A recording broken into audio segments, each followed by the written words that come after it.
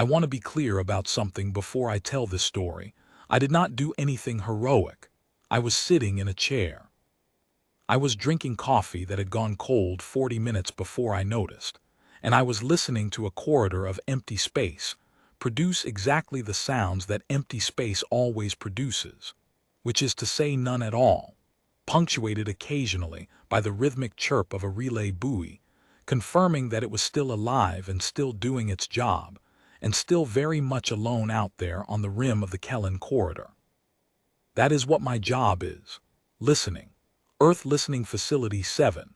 ELF 7, which my predecessor on this posting had written in chalk on the inside of the airlock access panel with a small drawing of a pointed hat underneath it, and which I had left there because it was funnier than anything I was likely to produce myself, and because the person who drew it had been transferred to a much more interesting station and I was still here.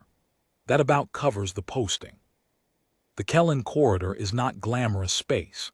It is, at the scale of things that actually matter in this part of the galaxy, a medium-density transit lane running between the outer edge of Coalition-adjacent territory and the Veleth District, a cluster of systems that has been organized, for longer than Earth's written history, around the production and distribution of luxury goods.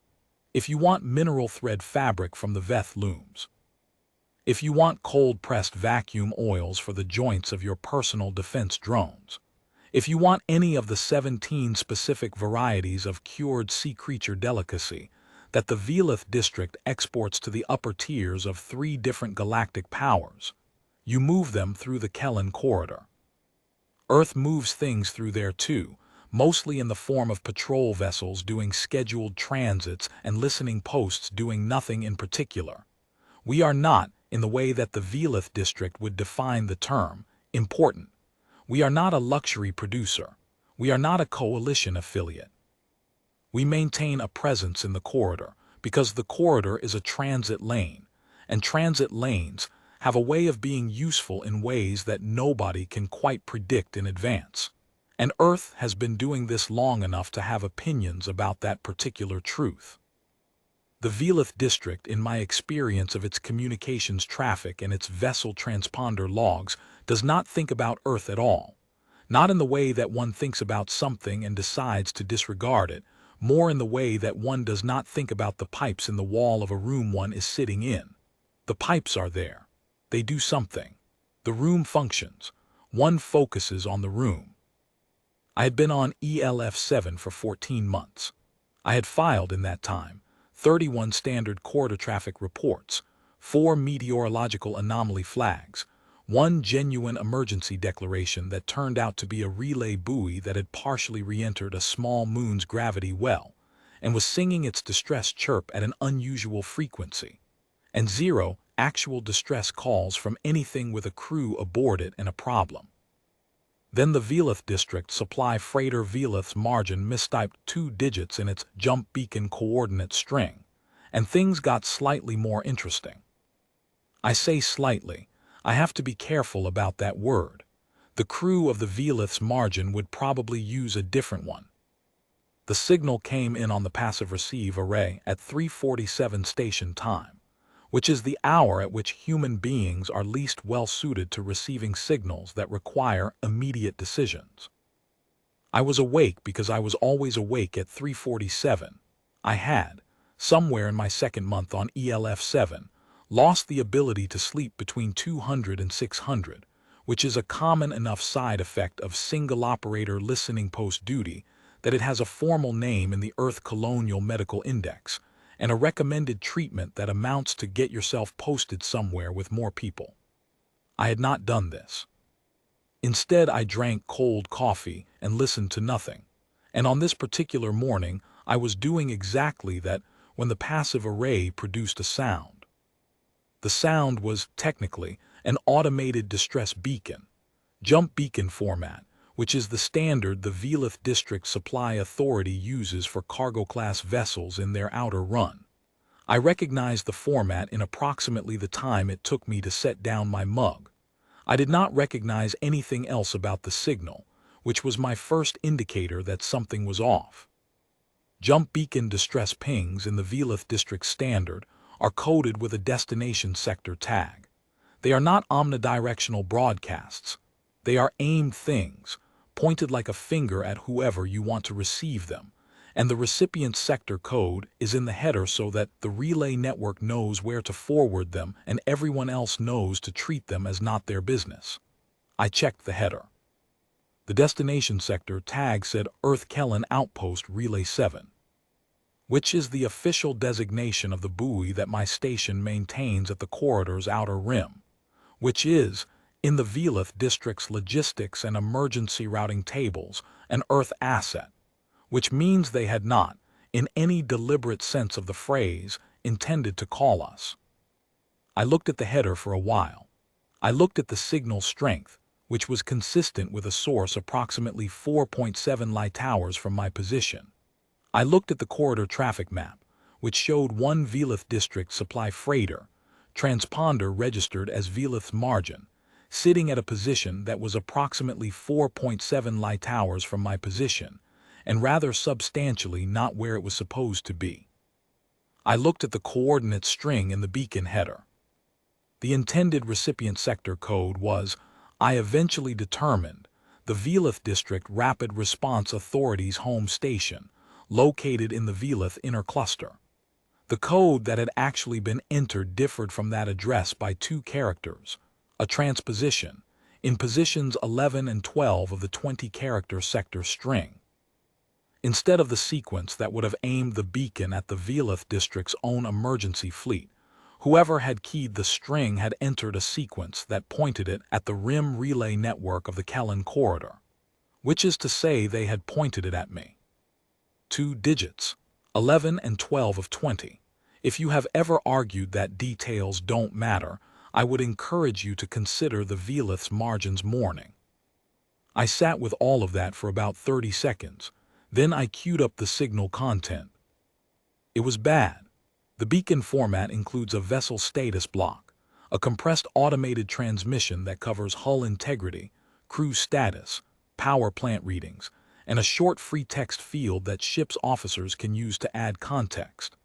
The hull integrity block told me that the Veleth's margin had taken a drive core containment failure 2 hours before the signal left the ship, which put the failure at approximately 7 hours before I was reading the beacon. The power plant reading was consistent with emergency minimum operations, life support, minimal thrust, no jump capacity. The crew status block listed 43 personnel, all living. The free text field entered in the Veleth District's standard administrative script with the calm, precise handwriting of someone who was either very collected or had exhausted their capacity for panic, said, Drive core containment failure cause under investigation, secondary propulsion available at 11% rated thrust. Beacon aimed at VDRRA Station Cluster 9. Request immediate dispatch of rapid response class or equivalent. Perishable cargo compromised. No structural breach. 43 crew, no injuries, no environmental hazard. Supervisor Telm Vaz, Veleth District Supply Authority, Veleth's margin. I read it twice. Then I looked at the corridor traffic map again. The Veleth's margin was sitting at 11% rated thrust in a region of the Kellen corridor that, at 11% rated thrust, would take her approximately 19 days to exit. The nearest Veleth District station at which she could receive meaningful assistance was, checking the standard route maps, approximately 22 days away at her current capability. The Veleth District Rapid Response Authority station that she had meant to contact was 36 hours away at Rapid Response Authority speeds, which is to say that even if her beacon had reached its intended destination, she was in for a wait. Her beacon had not reached its intended destination. It had reached me. I thought about this. I thought about the fact that I was a single operator listening post with no propulsion capability and one communication array, and therefore not capable of doing anything that resembled direct assistance. I thought about the fact that the situation was technically not my problem, because the beacon was not addressed to me, and the vessel in distress was not, by any standard corridor transit protocol, within my assigned operational scope. I thought about 43 crew members sitting on a freighter with 11% propulsion in a transit lane far from anywhere useful. Then I checked the corridor traffic log for nearby Earth assets. The ECV Ardent passing was on a standard transit run through the Kellen corridor, inbound toward the corridor's midpoint from the Earth side, and was at the time of my query approximately 6 light hours from the Veleth margin's position. ECV stands for Earth Corridor Vessel, which is a designation that sounds more impressive than it is. The Ardent passing was a single corvette-class ship, crew of 28, running a scheduled cargo and mail transit with no particular urgency. She was not a rescue vessel. She was not a rapid response asset. She was a ship that moved things from one end of a corridor to the other and happened to have a hull and an engine and a crew that knew what they were doing. She was the closest Earth asset to the Veleth margin by a substantial margin. I opened a channel to the Ardent passing. The officer who answered was called Reyes, Senior Lieutenant Aldane Reyes, which I know because I looked it up afterward. At the moment she answered, she was, by her own later account, reviewing cargo manifests, which is a task that does not benefit from being interrupted at 400, but which she did not mention. She just said, "Go ahead, 7, with the particular flat competence of someone who has been receiving calls from listening posts for long enough that none of them surprise her anymore. I told her what I had. The coordinates, the vessel designation, the beacon format, the status block contents. I read her the free text field. I told her about the coordinate transposition and the intended recipient. She was quiet for long enough that I checked the channel was still open. Then she said 2 digits. 11 and 12, I said. Out of 20. Yes. She was quiet again for a moment. Then she said, distance from our current position. Approximately 6 light hours. I can give you the precise fix. I have the beacon source triangulated. Send it. I sent it. I heard distantly what might have been conversation on her end. I waited. ELF-7, she said, we're going to need you to patch us through to that vessel when we've confirmed the fix. We're going to divert. I said, understood. I said it in the voice of someone for whom this was an entirely routine transaction, because that is what my job called for, and because I did not want to say the thing I was actually thinking, which was you are one ship and a small one, and you're going to spend 6 hours burning hard to reach a freighter full of people who called someone else. I did not say that. It was not relevant. She knew exactly what the Ardent passing was and what she could do with it. She didn't need me to list the ship's specifications at her. 7, she said, before she closed the channel. Still here. Good catch. She closed the channel. I sat in my chair and looked at the corridor traffic map and watched the transponder icon for the ECV Ardent passing begin to change heading. I want to explain something about what a jump beacon coordinate transposition actually means in practical terms, because I think it changes how you understand what came next. The Veleth District Supply Authority runs its emergency beacon system on a tight address structure precisely because the Kellen corridor is a transit lane that multiple powers use, and a misrouted distress beacon is an embarrassment as well as an operational failure. The system has 2 redundancies built in. The ship's comms officer enters the destination code manually, and then the automated transmitter reads it back before firing the beacon.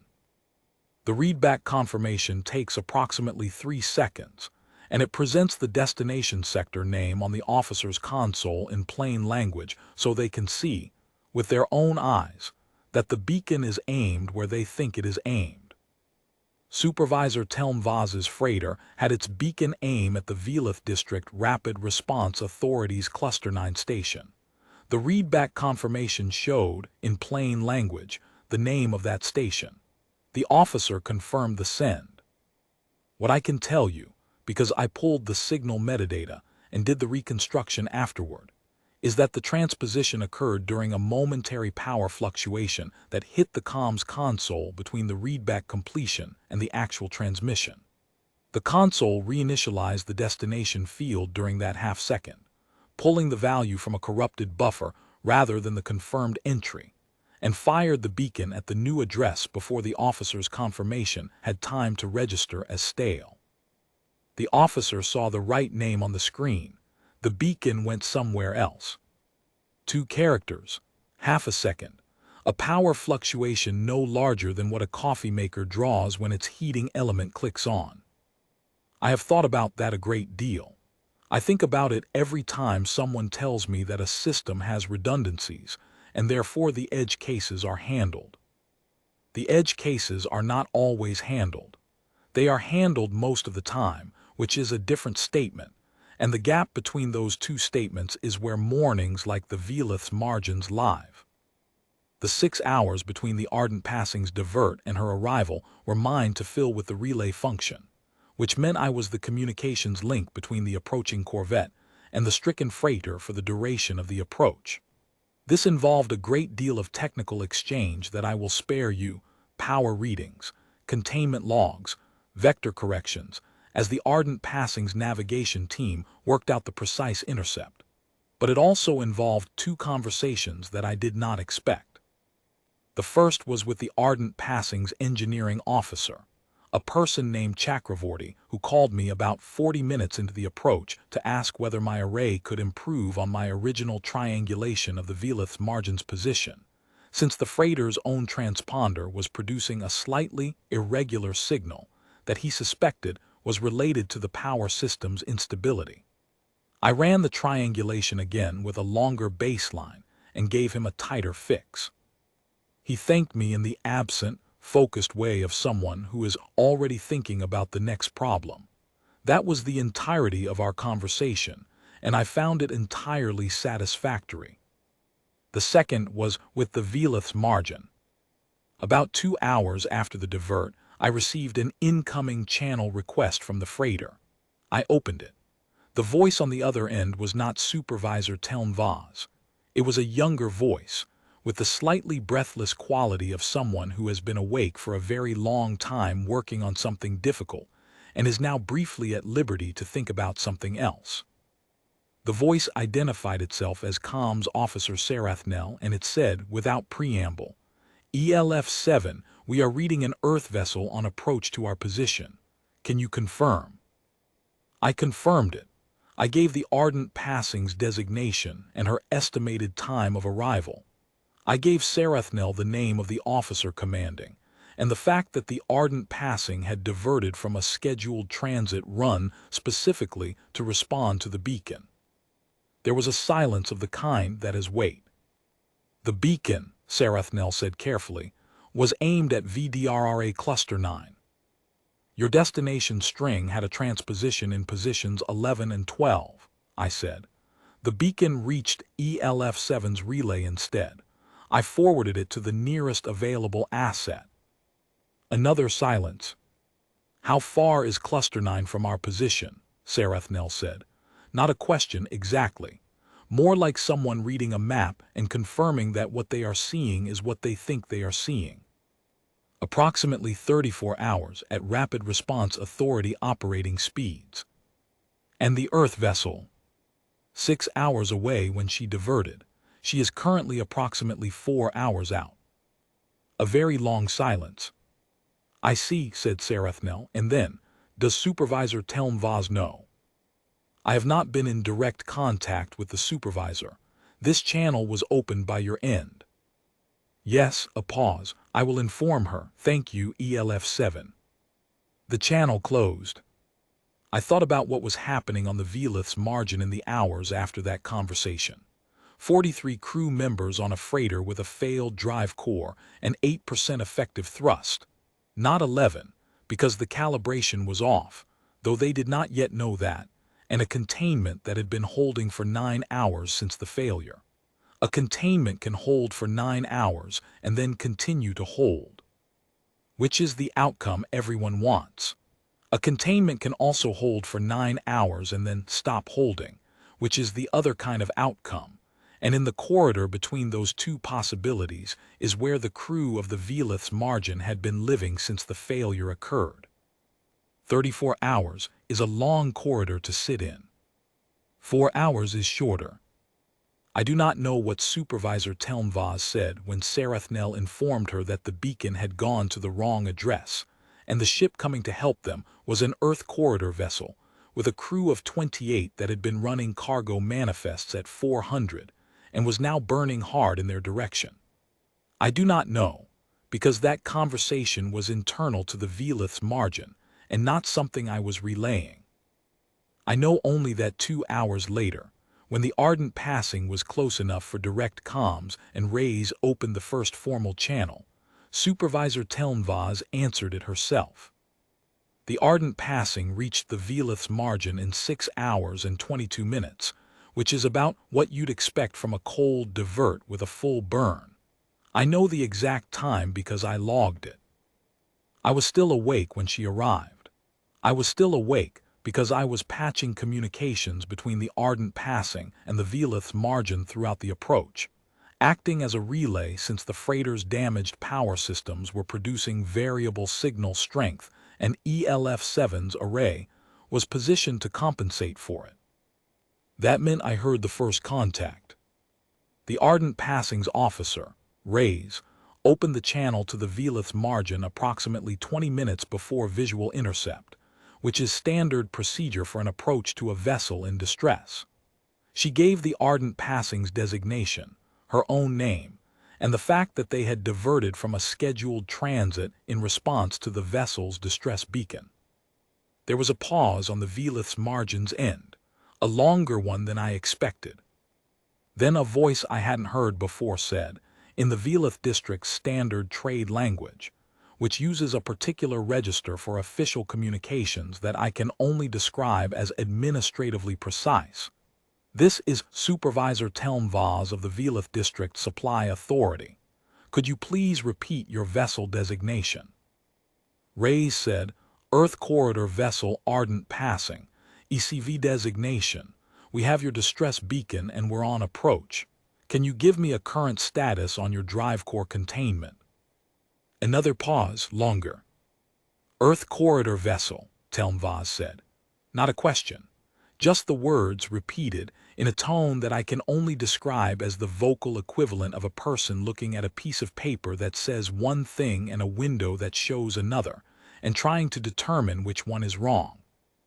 That's right, Reyes said. Status on your drive core. The containment failure is stable, Telmvaz said slowly.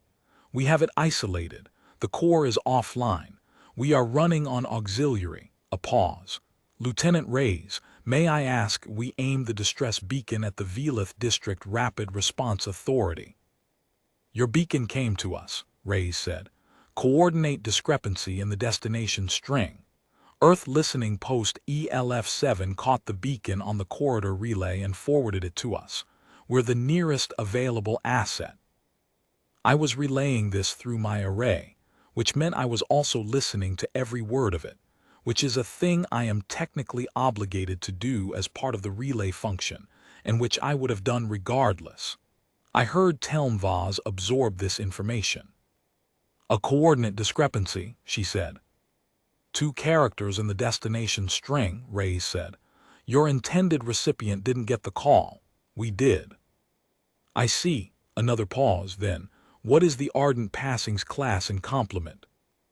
Corvette class, 28 crew. We have basic hull repair capability, tow capacity, and we can supplement your life support if your current systems are running below standard. We also have a medical officer, a beat. We're going to be honest with you, Supervisor, we're not a rapid response vessel, but we're here and your own district fleet isn't yet. Your status message said no injuries, no structural breach. That's still accurate. That is still accurate. Then let's start with what we can do and figure out what we need to call in. Reyes said it the way you say things that are straightforward, because to her they were. What's your tow point configuration? Telmvaz gave her the specifications.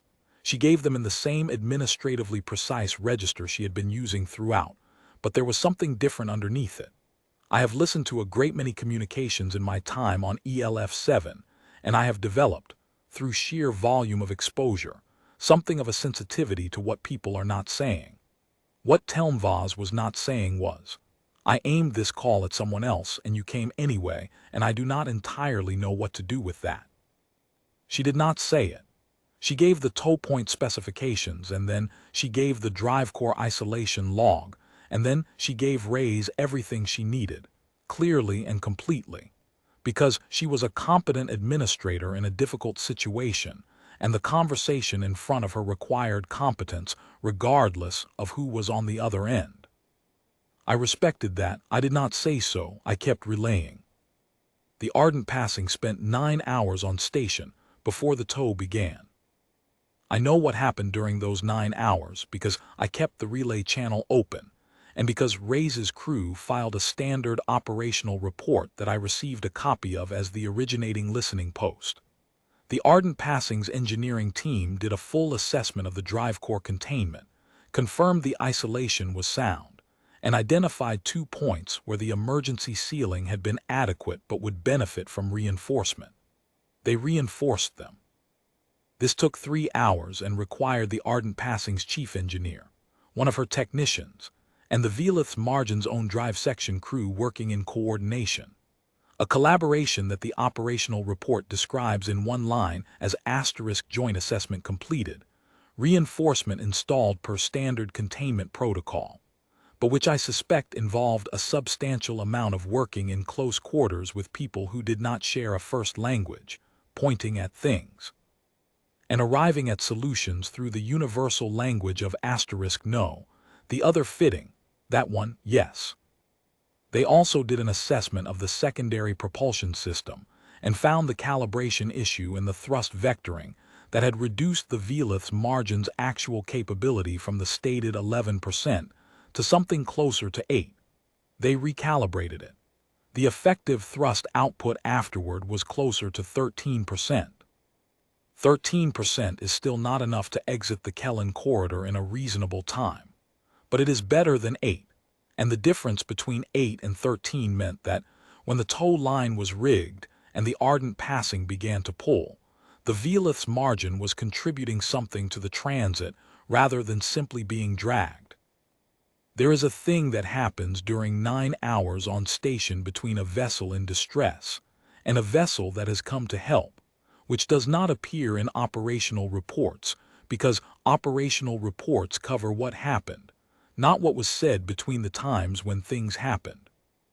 I know something about those 9 hours from the relay channel, partial conversations, technical exchanges, one instance of what I believe was shared laughter over something I did not catch because the audio quality dropped at that moment, and from a secondary source I will get to. What I can say is that the Veleth Margin's crew of 43, who had been living for 13+ hours inside the corridor between a holding containment and the other kind, came out the other side of those 9 hours with a reinforced containment, a recalibrated drive, a tow line attached to a corvette that knew where it was going, and something that is very hard to name precisely, but which I have decided to call the knowledge that the channel was open. Not their channel, not the one they had aimed, the other one. The one they had not aimed, the one that caught what fell sideways and forwarded it without being asked, the one that was there because someone decided that transit lanes are worth listening to. The Ardent Passing established the tow configuration and began pulling the Veleth Margin toward the nearest transit anchorage, a small but functional station at the corridor's midpoint, run jointly by 3 species with corridor transit interests, which had adequate repair facilities for a cargo freighter's drive core. The transit anchorage was approximately 16 hours away at tow speed. I filed my own operational report. I noted the beacon receipt, the coordinate discrepancy, the forward to the Ardent Passing, and the outcome in progress. I noted the 43 crew aboard the Veleth Margin, all living, and I noted the time of the Ardent Passing's arrival.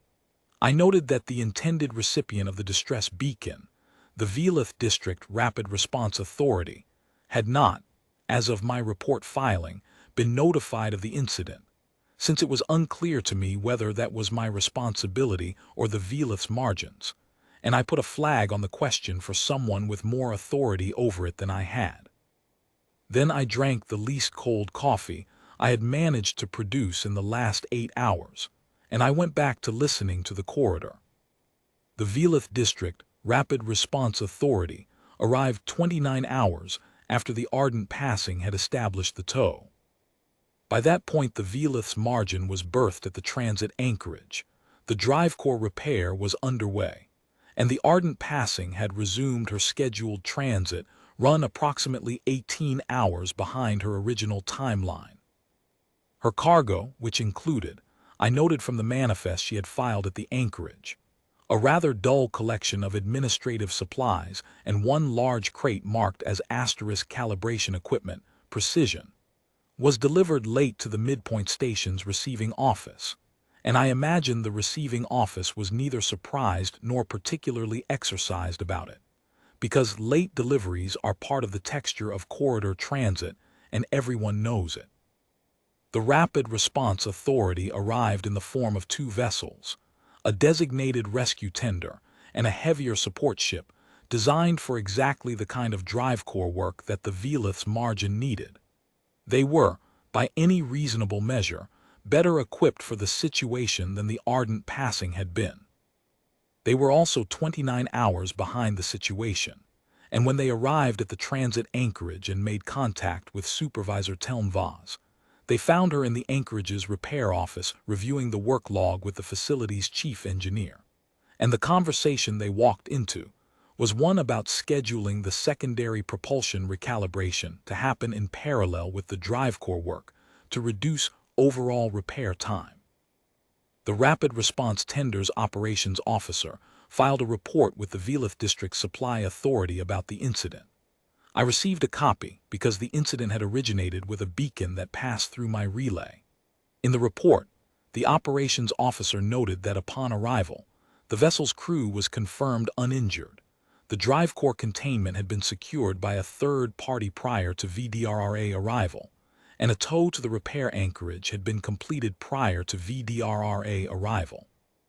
The report then included a section that the operations officer had labeled asterisk observations on coordination asterisk, which I read with considerable interest.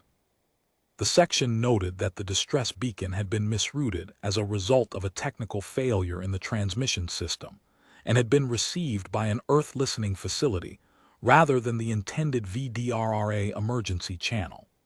It noted that an Earth corridor vessel had been dispatched and had provided initial stabilization and transit assistance prior to VDRRA arrival. It noted, in the careful phrasing of someone who is trying to be accurate without editorializing, that the initial response had been effective within the limitations of the responding asset. Then it noted that the Veleth District Supply Authority's beacon transmission system would benefit from a review of its power fluctuation protections with regard to the destination field initialization sequence. I thought that was fair. The operations officer had identified the actual problem, which is more than reports usually accomplish. I did not speak with Supervisor Telmvaz again after the tow was established. The relay requirement dropped off once the Ardent passing had its own direct channel to the anchorage, and my involvement in the incident from that point was purely administrative. I filed reports. I responded to the follow-up questions from Earth's Corridor Transit Authority, which wanted to understand why a scheduled transit vessel had been diverted and whether the operational disruption was within protocol. I confirmed that it was.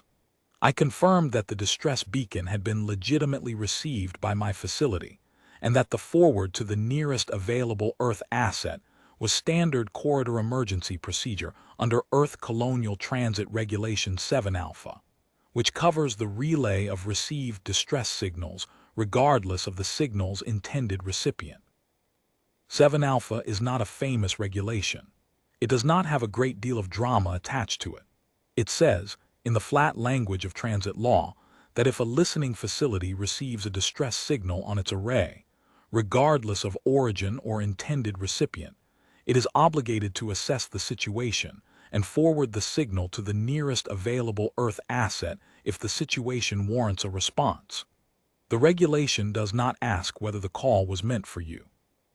It asks whether someone needs help and whether you are in a position to be useful. I explained this to the Corridor Transit Authority's follow-up officer, who was named Yannick, and who seemed primarily interested in whether there was going to be a cost recovery request from anyone. I told her I did not know, and that she should probably ask someone who understood the financial dimensions of cross-power emergency response better than I did. She thanked me and closed the inquiry. I went back to listening to the corridor. About 4 days after the incident, after the Veleth's margin was back under repair and the Ardent passing was back on schedule, and the VDRRA tender was on its way home and my follow-up reports were filed, and everything was, in the bureaucratic sense of the term, resolved, I received a direct communication addressed to ELF7, not to the facility, to me by name.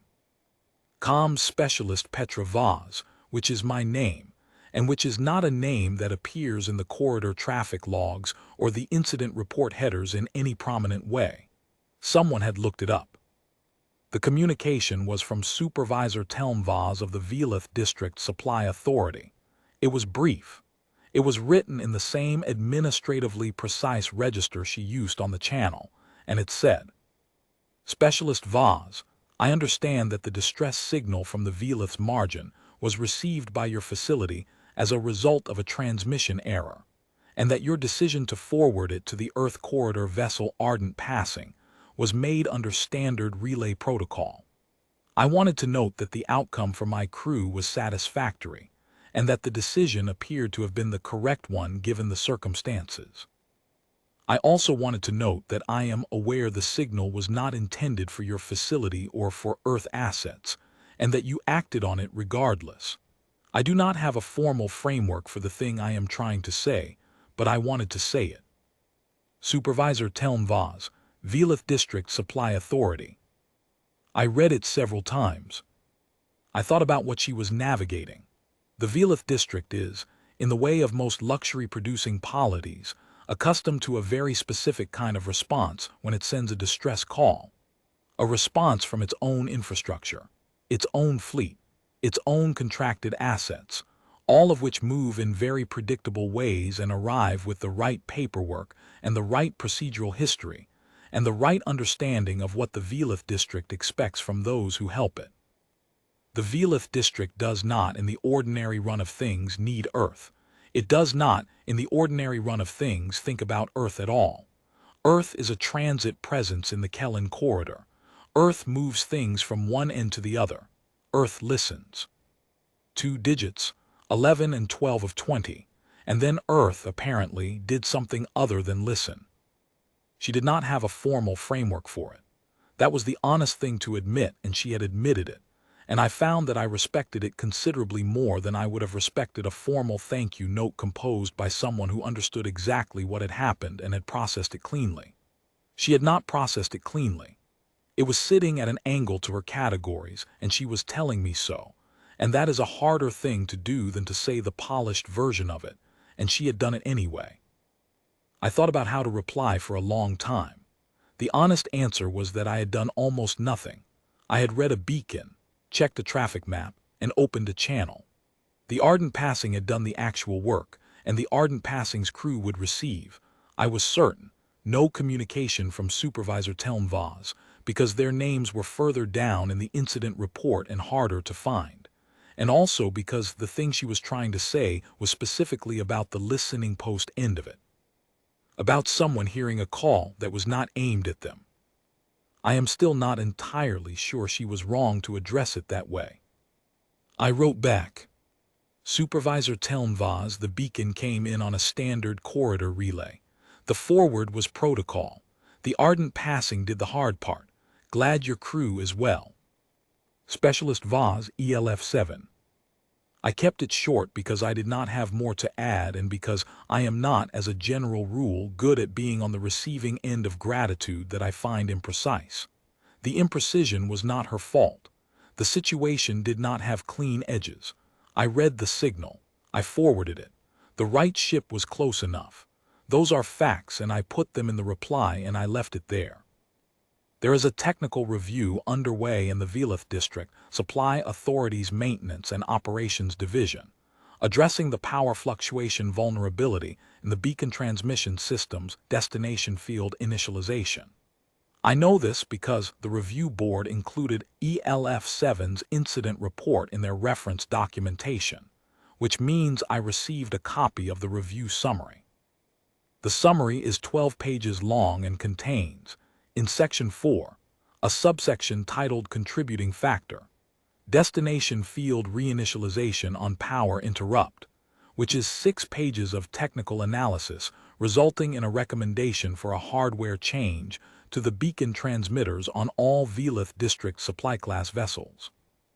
The hardware change will cost, by the estimate in Section 9, approximately what 4 Rapid Response Authority deployments would cost over a standard operating year. It is less expensive, the summary notes, than the alternative. The alternative being, presumably, more mornings like the Veleth's margins. I have a secondary source for some of what happened aboard the Veleth's margin during the 9 hours the Ardent passing was on station. It came in the form of a separate communication, received about a week after Teln Vaz's message, from comms officer Sarathnel. It was longer than Teln Vaz's message and less formally structured, and it began by saying that she was not sure if this was the appropriate channel for the communication, but she had not been able to find a more appropriate one, and she wanted to say something. What she said, after a paragraph establishing that everything was fine and the repair was progressing and the crew was well, was this: that in the 13 hours between the drive core failure and the Ardent passing's arrival, there had been a period of approximately 4 hours, the 4 hours between when the misroute was discovered and when the Ardent passing was close enough to reach them directly, during which the corridor had felt very long. She did not use that phrase. She said that the period had been, for the crew, difficult in a way that was not about the technical situation, which was stable, but about the distance between where they were and where help was, and the question of how much weight a stable containment could be asked to bear. She said that the change, when it came, when Rays opened that first formal channel and the Ardent passing was 20 minutes out, was not the thing she had been trying to explain to the people around her for the past 4 hours, because the thing she had been trying to explain was that someone was coming, and explaining that someone is coming is less effective than the fact of someone being close enough to hear and close enough to come. She said she did not know if ELF7 understood what she was trying to say. I wrote back that I thought I did. Here is what I think about on the quiet shifts when the corridor is doing what corridors mostly do, which is not very much. The Veleth's margin had 43 people on it. They were running at 8% effective thrust in a part of the Kellen corridor, where the nearest meaningful help was 22 days away. The drive core containment was holding, but drive core containments that are holding after a failure are not drive core containments that you want to stake 43 lives on for 22 days. The failure had already happened. The thing that fails once has a different relationship to the future than the thing that hasn't. The VDRRA would have come. They would have come in 36 hours at their operating speeds to a vessel that was 22 days from the nearest help under its own power. 36 hours is a long time when you are watching a containment that has already failed. It is not the same as 29 hours when you are already at the anchorage, already under repair, already past the part where the worst possibilities were still open. 7 hours is not a small difference. 6 hours and 22 minutes. I know the arrival time because I logged it. I logged it because it is my job to log things. I log traffic. I log signals. I log the difference between where a beacon was aimed and where it landed. I log response times and vessel designations and crew counts and status outcomes. I log all of it, and then the corridor does what corridors do, and I go back to listening. I have been on ELF7 for 14 months and 2 weeks as of the morning I am writing this account. I have filed 32 standard corridor traffic reports, 4 meteorological anomaly flags, 1 relay buoy distress flag, and one genuine distress beacon that went to the wrong address and got forwarded anyway. One out of all the silence. The pointed hat is still on the inside of the airlock panel. My coffee is cold.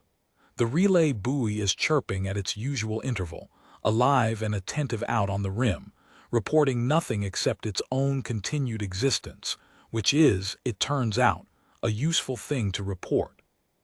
I want to say one more thing about Ray's. She was, per the operational report she filed, 6 hours and 22 minutes in transit and 9 hours on station, and then approximately 16 hours towing the Veleth's margin to the anchorage at reduced speed, for a total operational divert that cost her scheduled run about 31 hours behind timeline. The Ardent Passing's cargo manifest was not, by the standards of things that matter, urgent.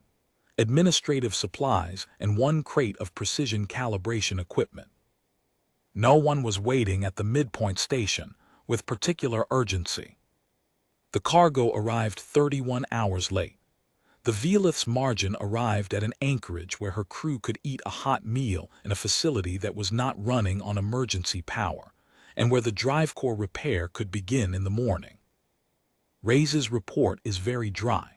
It covers the technical elements of the divert and the operations on station in the flat procedural language that Earth Corridor Vessel Operational Reports use, which is inherited from a tradition of maritime log keeping that goes back further than this part of the galaxy has been aware of Earth's existence.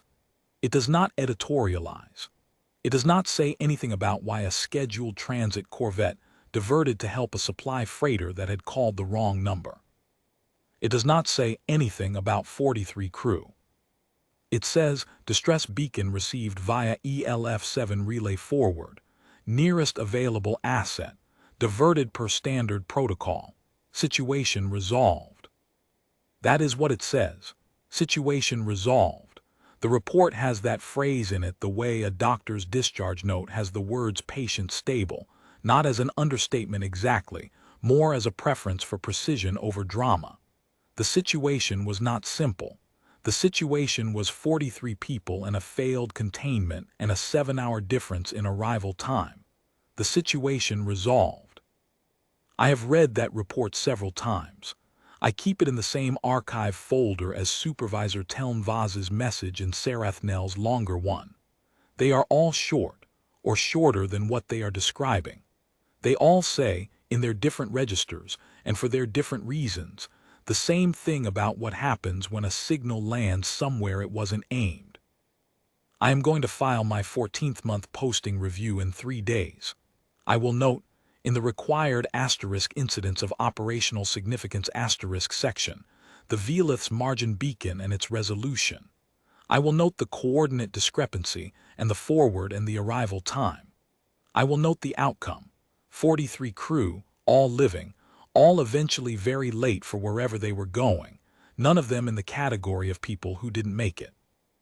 I will not note the pointed hat on the airlock panel, because that is not operationally significant. It is, however, the thing that makes this posting bearable, along with the coffee and the silence and the relay buoy chirping in the dark to say, I am here, I am listening, I am doing what I am supposed to do. The buoy does not know what it will receive next. It does not know whether the next signal will be a routine traffic transponder or a garbled distress beacon from a freighter that mistyped 2 characters in the destination string. It does not distinguish between signals that were aimed at it and signals that weren't. It receives whatever comes in and it reports it. I find that I have a great deal of respect for that buoy. 7 Alpha does not ask who the call was meant for. It asks whether someone needs help and whether you are in a position to be useful. The buoy is not in a position to be useful except in the sense of catching the signal and forwarding it to someone who is. I am not in a position to be useful except in the sense of reading the forward and determining that it warrants a call to the nearest Earth asset that can do more.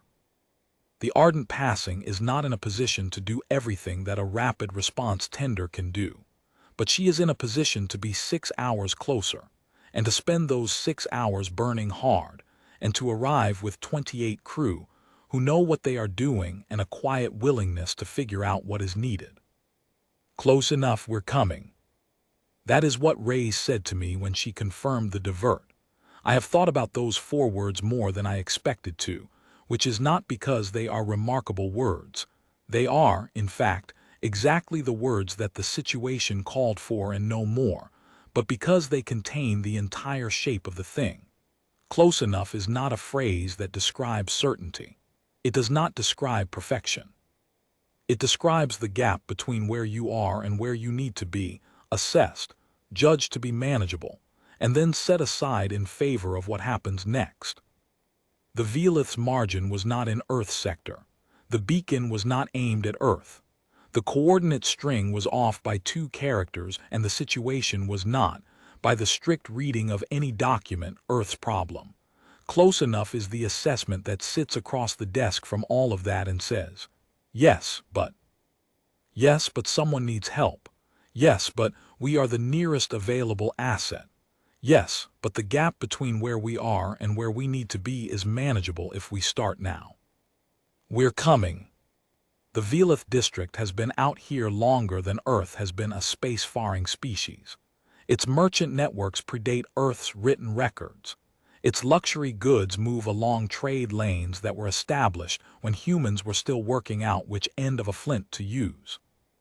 It does not, in the ordinary course of business, require Earth's assistance, and it does not, in the ordinary course of business, think about Earth's listening post sitting quiet at the rim of transit corridors in case something goes sideways at 347. The Veleth District system has redundancies. The redundancies are good ones. The odds are very strongly in favor of any given distress beacon reaching its intended recipient, and the intended recipient's fleet arriving to resolve the situation, and the post-incident review will improve the hardware and reduce the odds of the edge case recurring. And the edge case, statistically speaking, was always unlikely. But edge cases are not zero. They live in the half-second of a power fluctuation. They live in positions 11 and 12 of a 20-character string. They live in the specific, quiet gap between the thing that is supposed to happen and the thing that actually happens, which is a gap that is usually very small and occasionally not. And in that gap, on the rim of a transit corridor that nobody in the Veleth District thinks about, there is a listening post with a relay buoy and a cold cup of coffee, and a regulation that does not ask whose problem it is. 7 Alpha, if a signal comes in, assess it. If it warrants a response, forward it. Do not ask whether it was aimed at you. Ask whether someone needs help and whether you are in a position to be useful. I log signals.